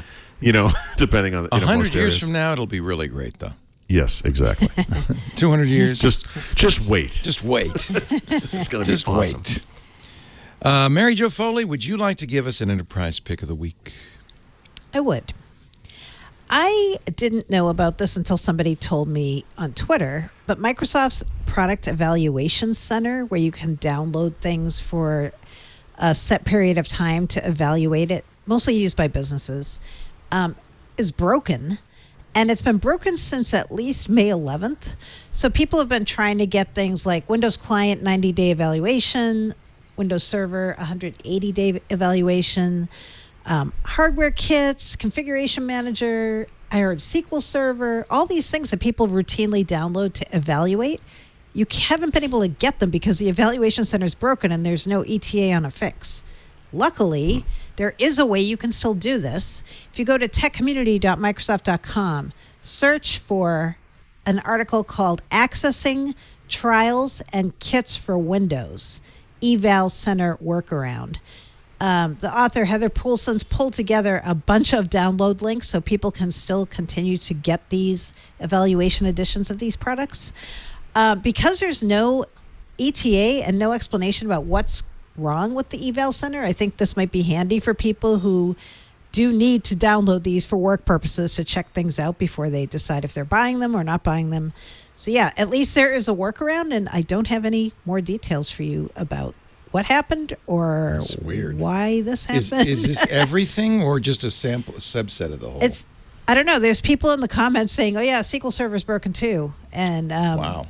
I'm like, like a whole bunch of products you can't download at the moment from the Eval Center. I don't know if the entire Eval Center is down or what is happening, but at least there are some links through this blog post. Yeah, interesting. Yeah. You have some code names. I do, and they're Linux related, Leo. Oh, how exciting. Wow. Yep. So I thought I knew you. She hates Apple and she loves Linux. This is a pretty weird story. This is a pretty weird story. I'm going to give you the whole how I found this story, how I found out about this, because it's very weird.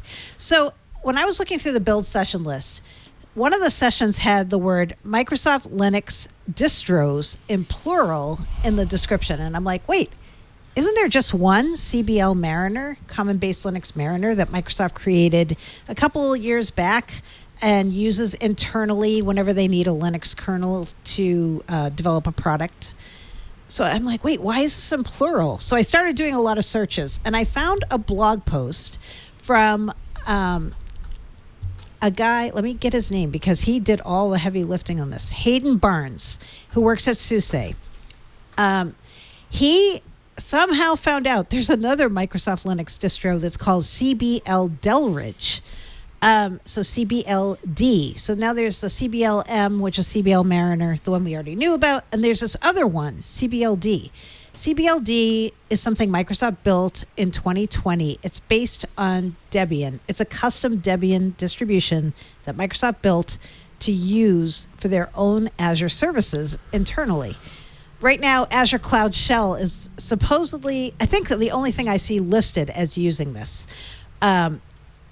Hayden went through all this back. He figured out how to build this, and then he went and found all the links to it in GitHub, and then he even researched the code names. So, Delridge is the actual name of a district in West Seattle. So that's where the Delridge name came from, and inside Delridge is version 10, which was codenamed Quinault. Quinault is in the Olympic National Park in Washington State. It's a valley. So yeah, there's all these weird things. I'm like, wow, there's a whole other Microsoft Linux distro that no one, as far as I know, has ever talked about, written about. Wonder what it's for. And here it is. It's for the Azure Cloud Shell. But my question is, what else is it for? Right. Huh. That's really interesting. Yeah, Hayden Barnes, kudos to you, man. You were like the detective. I don't even know how you found this stuff, but it's amazing. Well, and I don't know how Scooter X found this stuff, our chat mod, but he found the walkthrough. So I wish I could download this somehow, but this is the walkthrough. Yeah. There's all That's the bricks. fun. Yeah. Yep. This is the walkthrough. We've of the been old studio. there. You remember this, right? Yep. You can literally go right in. Yep. And so I can't believe the effort that must have gone into dismantling this and just I know. taking it all You know. lock, stock, and barrel. And I boy. told you, I had to blur out people's faces, which is, I think that's Sure. me sitting there. But I told you that the place now is in federal receivership. Oh, it is? Yeah. The people who bought it, it was a Jeez, Ponzi great. scheme. Well, at least they made Wow. you leave. She's in prison for defrauding Wow. for $300 million in fraud, and the federal government now owns that whole building. Crazy. Yeah, it's kind of annoying. She wanted to triple the rent. Now I understand what the Right. whole. We couldn't figure out why they were buying this for much more than market value. Yeah. Right. Well, now we know. Yep. Yeah, it was a beautiful old place. Yeah, it was nice. Very. Yeah. I was very fond of the Stargate that we had built, right? These Yeah. and That was it cool. goes all the way into the back. Can I get back there? Did you guys take all the bricks with you, or how did you do We it? took a number of them, but they Yeah. here. Let's go back around and I'll show you. You can actually go in the back. That's funny. I can go. Yeah, there's the kitchen. This is the wall that we had famous people sign. I signed it. You signed it. Look at that. I did. The bricks. When we'd use the money to build this thing, and we put the bricks up on the wall here like this. But when they put the bricks up, hello. Oh, there we go. When we put the bricks up, they use regular mortar to mortar so them you to couldn't get 'em down. drywall. So we get them down in big chunks with big chunks of drywall attached. So this is the only record that has everything. We have a few we were able to strip the drywall off of, but a lot of these are lost. Yeah, sorry to say. They broke and stuff while we were trying to clean them.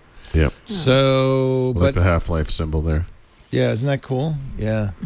So I appreciate everybody who bought a brick. And, of course, this studio exists pretty much exactly as the old studio did because we were able to take it and move it over here. Yeah. Much to the surprise of the new owners who thought we would be there forever. Right. The old owner said, oh, they'll never move. They spent $1.5 million building Yep. that studio. Yeah, they'll never go anywhere. Well, it turns out a studio is actually pretty detachable. It all came on down except the bricks. How about a beer pick of the week, Mary Jo Foley? Okay. This is a fun one. It's from Talia, which is the only women-owned brewery in New York. The beer is called Haba Haba Splash. Is there habanero in it? Oh, there is. Yep. Holy, there is. Holy moly. Yep. So this is a fruited sour beer. It's brewed with habanero, tamarind, mango, and pink sea salt. So kind of a weird mix. That's like a cocktail. Yeah, kind of. Like a lightly, I don't think it's too spicy, but somewhat spicy mango type flavor of a beer. Only 4.2%, so a nice light, summery type beer. Talia makes a lot of fun sours. They do a lot of kind of crazy fun flavors. And here's a tip. If you're visiting New York this summer, if you're coming to the big city, there's a new Talia pop-up attached to Grand Central. So you can actually go out and sit outside in a covered area right next to Grand Central and drink their delicious beers right there in a big beer garden. I don't know how long it's going to be there, at least till fall, I think. But if you're taking a train out of Grand Central and you want to buy some beer to go, or if you want to just meet somebody there before or after a train, you can go hang out at the Talia pop-up at Grand Central and drink a Haba Haba Splash. Haba, haba, haba. That actually sounds good. I'm glad to hear it's not spicy hot, though. Yeah, not too. It's like kind of hot on the back end. Like you drink it. And then, I've had a few beers with habanero. Ooh. It's like at the end you're like, ooh, it is a little spicy, but not too crazy. A little bit of spice. Yeah. There's our beer. That means when you hear the beer, you know it's time to say farewell to our fabulous duo, our dynamic duo of Windows, Paul Thurrott and Mary Jo Foley. You'll find Mary Jo Foley at our ZDNet blog, allaboutmicrosoft.com. You'll find Paul, man about town in Mexico City, and who knows? Who knows? And, of course, at thurrott.com. His books are at leanpub.com, including the Field Guide to Windows 10.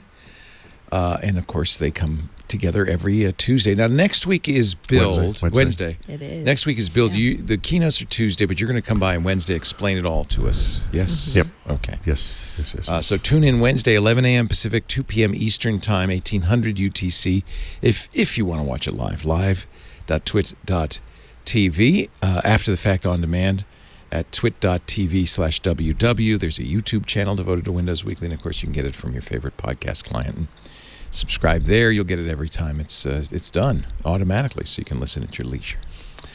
Paul, Mary Jo, thank you so much. Paul, I wish you the best. If I'm here next week, something has gone horribly wrong. Or something's gone horribly right. It's also possible. Yeah. I want that big cantaloupe agua fresca. Oh, my God. That sounds so good. Oh. All right, you two. Thank you so much. Have a wonderful week, and we will see you next time on Windows Weekly. Bye-bye. Did you spend a lot of money on your brand new smartphone, and then you look at the pictures on Facebook and Instagram, and you're like, what in the world happened to that photo? Yes, you have. I know. It happens to all of us. Well, you need to check out my show, Hands On Photography, where I'm going to walk you through simple tips and tricks that are going to help make you get the most out of your smartphone camera or your DSLR or mirrorless, whatever you have. And those shots are going to look so much better. I promise you. So make sure you're tuning in to twit.tv/hop for Hands On Photography to find out more.